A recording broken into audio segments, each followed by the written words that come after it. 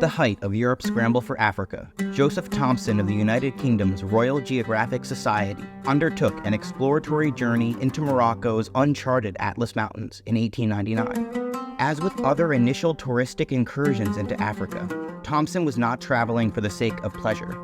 Instead, he claimed to travel for the contribution of scholarly knowledge. Thomson traveled to Central Sudan in 1885, which he referred to as an infant civilization, and his interest in Morocco came about because he claimed he wanted to study its parent sources. Chief among these was Morocco, due to Sudan's own Moorish influence and trans-Saharan connections. Thomson's largest goal was to map out the Atlas Mountains, an area forbidden to Europeans who were unable to gain travel permission from various Kheds, meaning leaders or commanders-in-chief. Thomson disobeyed multiple Khed's orders and limited permissions in order to reach his desired destination. 3 weeks after being received by a British minister in Tangier, Thomson received a letter from the Sultan. Quote, "It very frankly stated that we were not allowed to enter the mountains, the very places where we wanted to go." End quote. This letter's limits did nothing to stop him. Thomson lied about the letter's contents to local leaders, escaped castles where he was not permitted to leave, and returned to checkpoints after previous denials.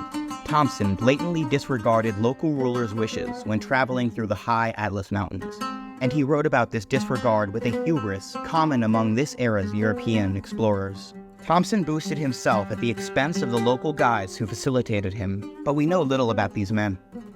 Thomson sought to establish a hierarchy where he was at the top and his guides were at the bottom.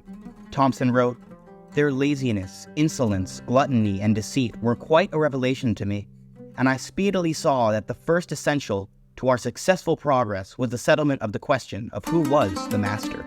End quote.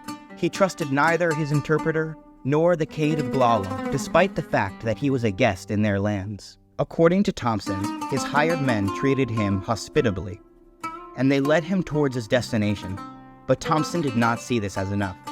He wrote, "Our own men were our worst enemies, while their laziness, intractable character, and persistent treachery not only poisoned all the pleasure of my journey, but time after time thwarted and upset my plans when promising most success." End quote. By framing this story as overcoming the obstacle of local facilitators, rather than showing gratitude for their field expertise, Thomson made his journey appear to be the work not of a diverse team, but of one heroic traveler.